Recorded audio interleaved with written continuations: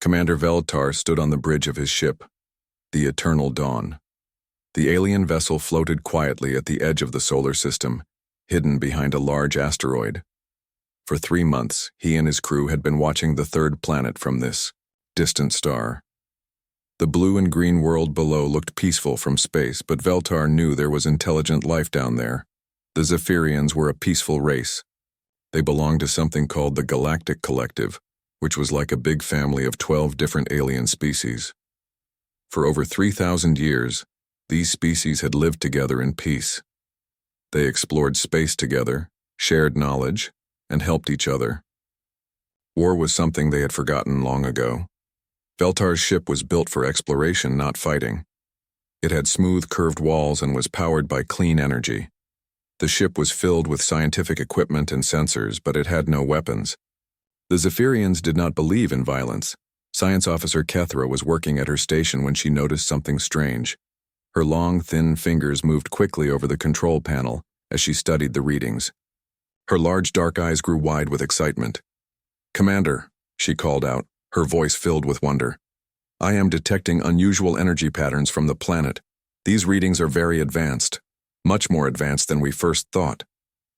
Veltar walked over to look at her screen. The data showed that the humans had developed faster than light communication. They were also actively scanning space around their planet with powerful sensors. This was big news. It meant the humans were ready for first contact. "This is wonderful," Veltar said, his voice calm but excited. "Prepare the standard first contact message. These humans will be so happy to learn they are not alone in the universe." Far below on the planet Earth, Admiral Jake Morrison was having a very different reaction. He stood in the command center of his flagship, the EDF Retribution. The massive warship was like a floating fortress, covered in weapons and thick armor. Plating. Morrison was a tall, serious man with gray hair and cold blue eyes. He had fought in many battles during the Mars colonial wars, and he trusted no one. "Sir, we have multiple contacts," reported his communications officer, Lieutenant Dan Phillips. "The signals are coming from the outer system. They are definitely not human." Morrison stared at the main screen, where red dots marked the unknown contacts. His jaw tightened. After years of fighting other humans for resources and territory, the idea of aliens watching Earth made him very uncomfortable. "Red alert," Morrison ordered. "Send word to all ships. We have visitors and we do not know if they are friendly." Across the solar system, the Earth Defense Fleet began to move. Captain Lisa Wong received the alert aboard her destroyer, the EDF Vanguard. The ship was smaller than Morrison's flagship, but it was fast and deadly. Like all human warships, it was built for one purpose: to fight and win. "All hands to battle stations," Wong announced over the ship's communication system. This is not a drill. The human fleet was impressive and terrifying. 12 heavy cruisers moved into position around Earth. Each one was as long as a city block and carried enough weapons to level a continent. 36 destroyers spread out to protect the trade routes and colonies. 4 massive dreadnoughts, including Morrison's flagship, took positions near Earth's moon. Every human ship looked like it was built for war. They had sharp angular designs with thick armor and massive gun turrets. Their hulls were dark gray or black, and they moved through space like predators hunting for prey. Back on the Eternal Dawn, Commander Veltar watched the human fleet movements with growing confusion. His science officer, Kethra, was running detailed scans of the approaching ships. "Commander," she said, her voice now worried instead of excited. "These ships are very different from anything we have seen before. They appear to be designed entirely for combat." Veltar frowned. In all his years of exploring space, he had never encountered a species that built such aggressive-looking vessels. Most civilized races built ships for exploration, trade, or research.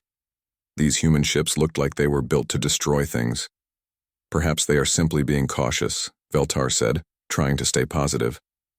"Many species are nervous when they first encounter aliens. Once we explain that we come in peace, they will surely welcome us."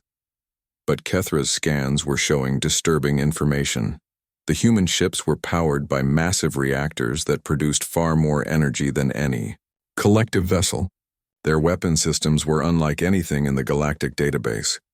These humans had not just developed weapons, they had perfected them. "Sir," said Communications Officer Morden, "I have finished preparing the first contact message. It contains mathematical proofs, star charts, and our standard greeting of peace." "Send it," Veltar ordered. "Let us welcome these humans to the galactic community." The message was transmitted toward Earth, where it was immediately intercepted by the human Deep Space Monitoring Network. Dr. Amy Parker, the head of Earth's Alien Language Department, received the transmission at her lab in Colorado. She was a brilliant woman who had spent years studying the possibility of alien contact. "This is it," she whispered to herself as she looked at the alien symbols on her screen. "This is really happening." But while Dr. Parker worked to decode the peaceful message, Admiral Morrison was preparing for war. He had seen what humans could do to each other when resources were scarce. He was not about to trust aliens who had been secretly watching Earth for months. The stage was set for a meeting between two very different philosophies: the peaceful Zephyrians who had forgotten how to fight, and the humans who had never stopped learning how to kill. Dr. Amy Parker sat in her underground laboratory, surrounded by computers and translation software. The alien message had been playing on her screens for 6 hours now. Her team of language experts worked around her, trying to make sense of the strange symbols and sounds. "I think I have something," called out Dr. Sam Roberts from across the room. He was a short man with thick glasses who specialized in mathematical languages. "Look at this pattern. It is showing us prime numbers, then basic geometry. This is definitely a greeting." Amy rushed over to look at his screen. The alien message was actually quite beautiful. It contained star maps showing their location, mathematical formulas that proved they understood science, and what looked like peaceful symbols. Any reasonable person would see this as a friendly hello from space neighbors, but Admiral Morrison was not feeling reasonable. He stood in the war room deep inside Earth's military headquarters, staring at a massive display screen. The screen showed the positions of all human ships and the unknown alien vessel. His advisors sat around a long table, all of them looking worried. "They have been watching us for months," Morrison said, his voice hard and cold. "They know exactly where our ships are. They know about our colonies on Mars and the Moon. This is not a friendly visit. This is reconnaissance." General Patricia Hayes, the head of Earth's ground forces, nodded in agreement. "The timing is suspicious, Admiral. They reveal themselves right when our new fleet is complete. They must have been waiting for us to show our strength." Morrison turned to face his officers. "I do not trust aliens who spy on us from the shadows. If they wanted peace, they would have introduced themselves openly. Instead, they hide and watch like predators studying their prey." Meanwhile, Dr. Parker was trying to convince the military leaders to let her respond to the alien message. She spoke to Morrison through a secure video link. "Admiral, please listen to reason," she said, her voice urgent. "This message is clearly peaceful. They are trying to establish communication. If we respond with hostility, we could start a war that we know nothing about." Morrison's face remained stern. "Doctor, they have been spying on us. They know our military capabilities. They chose to reveal themselves only after studying our defenses. That is not the behavior of peaceful explorers." As the humans argued among themselves, Captain Ben Davis was already moving his squadron toward the alien ship. His vessel, the EDF Hammer, led 5 other destroyers through space. Each ship was bristling with weapons and painted in dark military colors. Davis was a veteran fighter pilot who had earned his command during the brutal Mars colonial wars. He had seen what happened when humans let their guard down, and he was not about to make that mistake with aliens. "All ships maintain combat formation," he ordered over the radio. "Weapons powered but not targeted. We are going to get a close look at our visitors." On the bridge of the Eternal Dawn, Commander Veltar watched the approaching human ships with growing alarm. These vessels looked nothing like the peaceful exploration ships used by the Galactic Collective. They were angular, aggressive, and covered in what could only be weapons. "Commander," said Science Officer Kethra, her voice shaking slightly, "I am reading massive energy signatures from those ships. Their power output is 10 times greater than ours. How is that possible?" Veltar studied the approaching human fleet. On his main screen, the ships moved in perfect formation like a pack of hunters surrounding their prey. Their dark hulls absorbed light, making them look like shadows against the stars. Perhaps they are military escort ships, Veltar suggested, trying to stay calm. Many species use armed vessels to protect their exploration fleets, but Kethra's scans were revealing disturbing information. Sir, these are not escort ships. Every vessel is heavily armed. Their weapon systems alone use more power than our entire ship, and there are more ships coming. She was right. Long-range sensors were detecting additional human vessels moving into position throughout the solar system. What had started as a small patrol was becoming a massive military formation. Communications Officer Morden looked up from his station with worried eyes. Commander, I am receiving strange signals from the human ships. They appear to be coordinating their movements and sharing targeting information. The reality of the situation was beginning to sink in for the peaceful Zephyrians. These humans were not curious scientists eager to meet their galactic neighbors. They were soldiers preparing for battle. Captain Davis brought his squadron to within 1,000 kilometers of the alien ship. Through powerful telescopes, he could see the smooth, curved hull of the Eternal Dawn. It looked more like a work of art than a spacecraft, with no visible weapons or armor. This is Captain Davis of the Earth Defense Fleet, he broadcast on all frequencies. Unknown vessel, you are in human space without permission. Identify yourself and state your intentions. The message was translated by the Zephyrian computers and appeared on Veltar's screen. The commander felt a chill run through his body. The human message was not a greeting or a question. It was a demand backed by overwhelming military force. For the first time in over 3,000 years of peaceful contact with other species, a member of the Galactic Collective was being threatened by an alien race.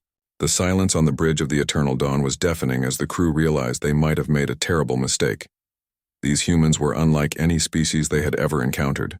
They were not explorers or scientists. They were warriors, and they were ready for war. Admiral Morrison stood on the bridge of his flagship, staring at the alien vessel on his main screen. The smooth, curved ship looked harmless enough, but Morrison did not believe in taking chances. He had decided to show these aliens exactly what humanity was capable of. All ships prepare for live fire demonstration, Morrison announced over the fleet communication channel. Target the asteroid field in Sector 7. Let our visitors see what human weapons can do. Captain Lisa Wong received the order aboard her destroyer, the EDF Vanguard. She smiled grimly as she powered up her ship's weapon systems. The Vanguard was built for speed and firepower, and Wong was eager to show off both. Weapons officer, prepare plasma torpedoes, Wong ordered. Full power spread. Lieutenant Mark Thompson, her weapons officer, grinned as he activated the torpedo systems. Aye, Captain. Plasma torpedoes armed and ready. The asteroid field that Morrison had chosen for the demonstration was perfect. It contained dozens of large rocks, some as big as city blocks. These asteroids had been drifting in space for millions of years, but they were about to become the first casualties in humanity's introduction to galactic politics. On the Eternal Dawn, Commander Veltar watched with growing horror as the human fleet formed up for what looked like an attack formation. His science officer, Kethra, was frantically scanning the human ships as their weapon systems came online. Commander, Kethra said, her voice filled with fear. They are powering massive energy weapons. The power readings are off our charts. What are they planning to do? Veltar had no answer. In 3,000 years of galactic peace, no species had ever demonstrated weapons to another. The very idea was unthinkable to the peaceful Zephyrians. Morrison's voice boomed across space as he gave the order. All ships commence firing. Show these aliens what human steel can do. The EDF Retribution fired first. Its main railgun battery launched a tungsten slug at incredible speed toward the largest asteroid in the field. The projectile, no bigger than a telephone pole, struck the space rock at a significant fraction of light speed. The result was spectacular and terrifying. The asteroid, which had existed peacefully for millions of years, simply vanished in a flash of light and energy. The kinetic impact vaporized the entire rock instantly, creating a brief star-like explosion that could be seen from thousands of miles away. Commander Veltar and his crew watched in stunned silence. They had just witnessed the complete destruction of a mountain-sized object in less than a second. The weapon that had done this was mounted on a ship built by creatures they had thought were barely spacefaring, but the humans were just getting started. Captain Wong's destroyer opened fire next. The plasma torpedoes streaked through space like miniature suns, leaving trails of superheated gas behind them. When they struck their targets, the asteroids did not explode or shatter. They melted. The ancient rocks turned to liquid metal and stone, glowing white-hot as they drifted apart in space. "Direct hits," reported Lieutenant Thompson with satisfaction. "Targets neutralized." The demonstration continued as more human ships joined in. Captain Sue Martinez aboard the EDF Warrior led a coordinated attack that showed off the fleet's ability to work together. Dozens of human warships fired in perfect sequence, their combined firepower reducing an entire cluster of asteroids to glowing debris in under 30 seconds. The precision was as frightening as the power. Each shot hit exactly where it was intended. There were no misses, no wasted ammunition. These humans had clearly spent a lot of time learning how to destroy things efficiently. On the Eternal Dawn, Science Officer Kethra was recording everything with her sensors. Her readings showed energy outputs that should have been impossible. The human weapons were not just powerful, they were beyond anything the Galactic Collective had ever imagined. "Commander," she whispered. "According to my calculations, the weapons we just observed could easily destroy a planetary surface. The energy weapons alone could boil away oceans." Veltar felt sick. He had come here expecting to welcome a new species into the galactic community.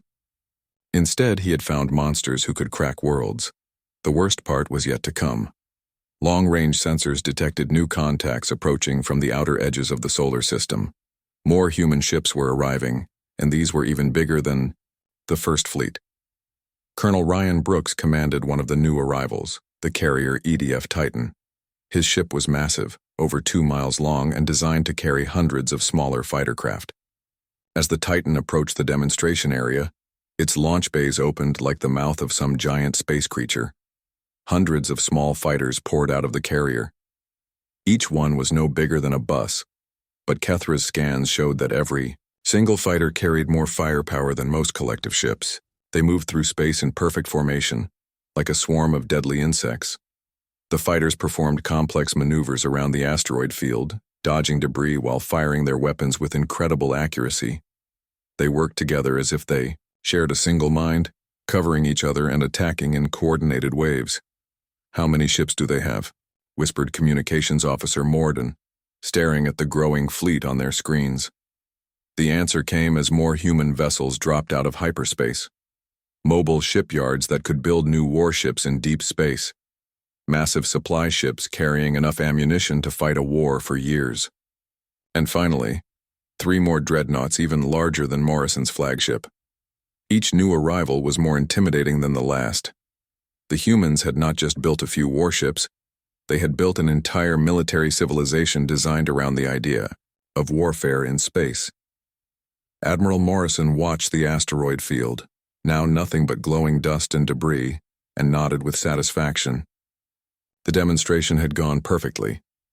Any reasonable species would now understand that humanity was not to be trifled with. But on the Eternal Dawn, the effect was quite different. Commander Veltar and his crew sat in absolute silence, trying to process what they had just witnessed. These humans had casually destroyed matter that had existed since the formation of their solar system. They had done it as easily as swatting flies, and they had clearly done it many times before. For the first time in the history of the Galactic Collective, an exploration ship had encountered a species that seemed to exist only to make war. The silence aboard the Eternal Dawn was the sound of 3,000 years of peaceful assumptions crumbling into dust. The bridge of the Eternal Dawn had never been so quiet. Commander Veltar and his crew stared at their screens in complete silence, watching as more human warships continued to arrive. What they had first thought was a small patrol fleet was actually just the beginning.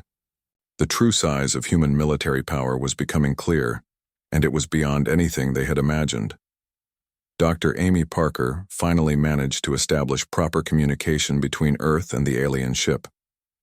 She had worked for hours to create a translation program that could handle the alien language in real time.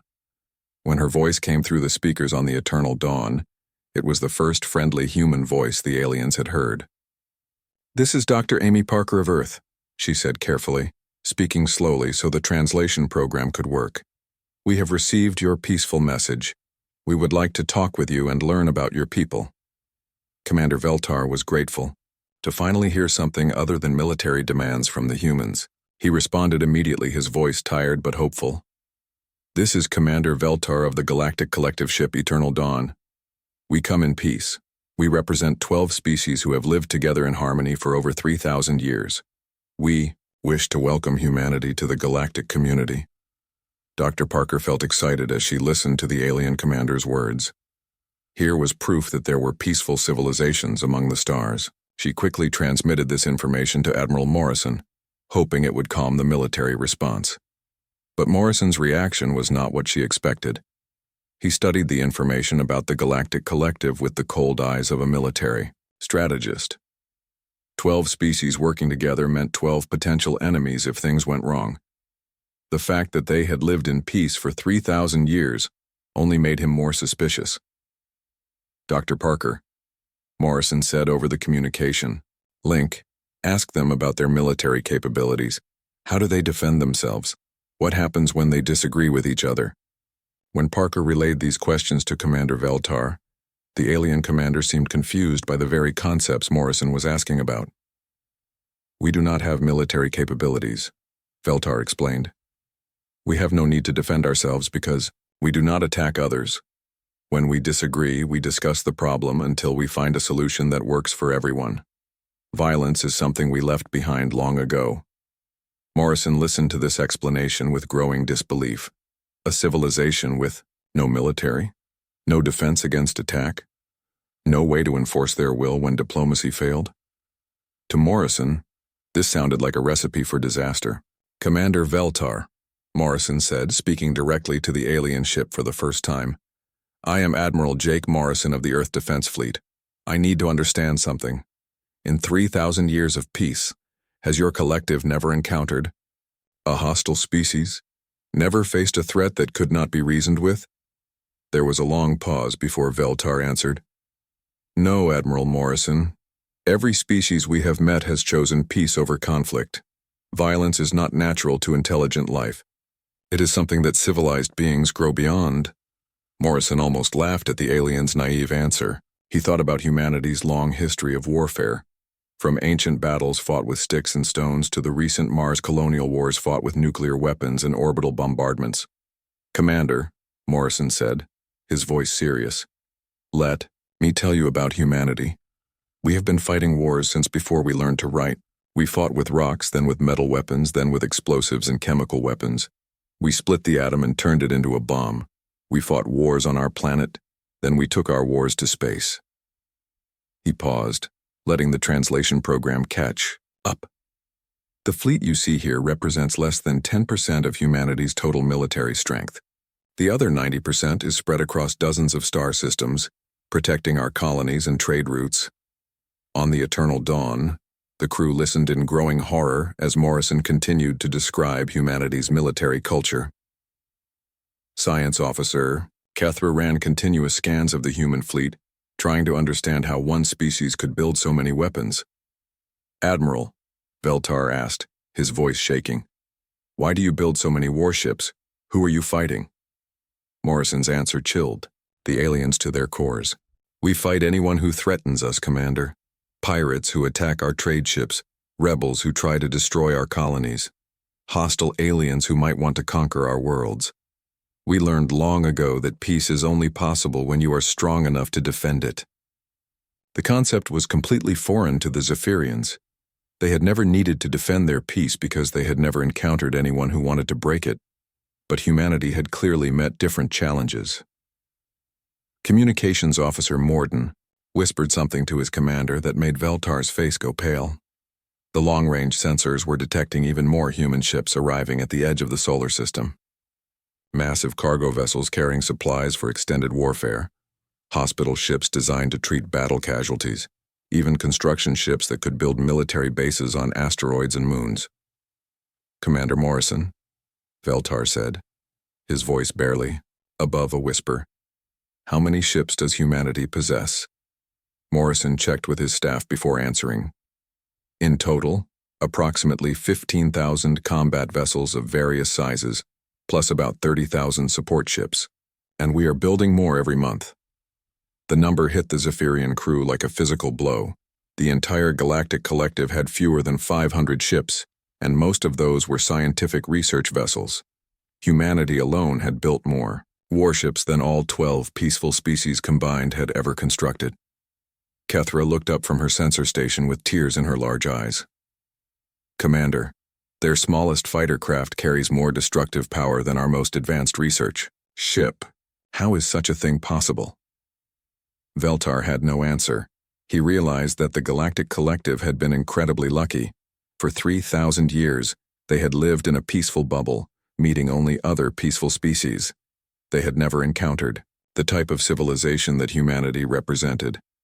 "Admiral Morrison," Veltar said, making a difficult decision, "we thank you for this educational meeting.